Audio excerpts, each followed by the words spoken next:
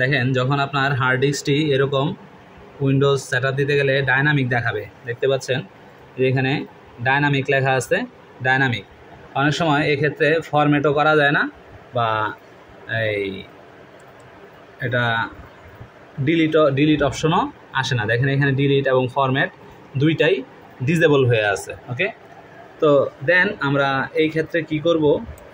এই ক্ষেত্রে আমরা দেখেন আমি এইখানে জাস্ট কিবোর্ড থেকে এখানে আসার পরে কিবোর্ড থেকে শিফট প্লাস হচ্ছে F10 প্রেস করব। শিফট F10 প্রেস করার পরে আমার এই কমান্ড প্রম্পটটা ওপেন হবে। ওপেন হলে আমি জাস্ট এখানে কি করব, এখানে ডিস্ক পার্ট, দেখেন এই যে এখানে লিখছি ডিস্ক পার্ট, এই ডিস্ক পার্ট লিখবো, লেখার পরে এন্টার দিব। এন্টার পরে দেওয়ার পরে লিস্ট ডিস্ক, লিস্টের পরে স্পেস, তারপরে ডিস্ক, লিস্ট ডিস্ক, এন্টার দিব। দেখেন এখানে ডিস্ক 0 এবং ডিস্ক 1 দেখাচ্ছে এবং স্ট্যাটাস ইরর দেখাচ্ছে। দেখেন স্ট্যাটাসটা হচ্ছে ইরর দেখাচ্ছে।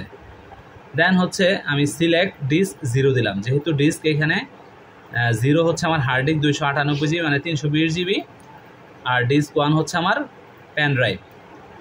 দেন হচ্ছে আমি select disk 0 is now the selected disk, select disk 0 দিয়ে আমি জাস্ট এন্টার করার পরে এই অপশনটা আমাকে দিছে।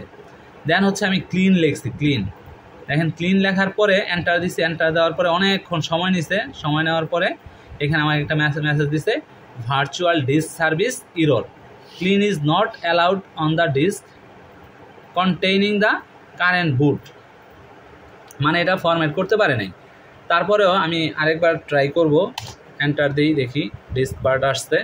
আবার লিখবো আমরা ডিস্ক সিলেক্ট লিস্ট ডিস্ক, লিখি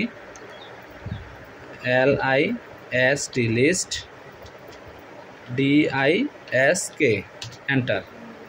আবারও সেই ইরোরই আসছে, ডিস্ক সিলেক্ট দিব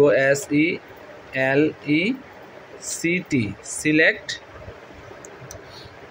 সিলেক্ট DISK ডিস্ক 0, এন্টার দিলাম, সিলেক্ট হয়েছে।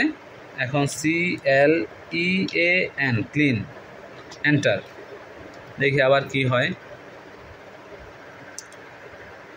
এটা অন্য একটা হার্ড ডিস্কের সাথে প্যারালালিও ওপেন হচ্ছে না, বা এটারে ফরম্যাটও করা যাচ্ছে না, এটারে কোনোভাবেই কিছু করা যাচ্ছে না। এটার হার্ড ডিস্কের ডাটাটা দরকার ছিল, বাট সেটাও করতে পারি নাই। এখানে একটা হার্ড ডিস্ক এখানে প্যারালালি লাগাই দেখছি ওপেন হয় কিনা, তাও ওপেন হয় না। মানে ব্যাপক একটা বিতিকিচ্ছার মতো লাইগা আছে কাণ্ড। তো তারপর আমরা চেষ্টা করে যাচ্ছি যে হার্ড ডিস্কটা যদি বাঁচানো যায় আর কি, বা হার্ড ডিস্কটা ইউজেবল করা যায় কিনা। তো কোনোভাবেই সেটা করা যাচ্ছে না। এখানে সময় নিচ্ছে, দেখেন যে ডিস্ক পার্ট ক্লিনিংয়ের এখানে সময় নিচ্ছে।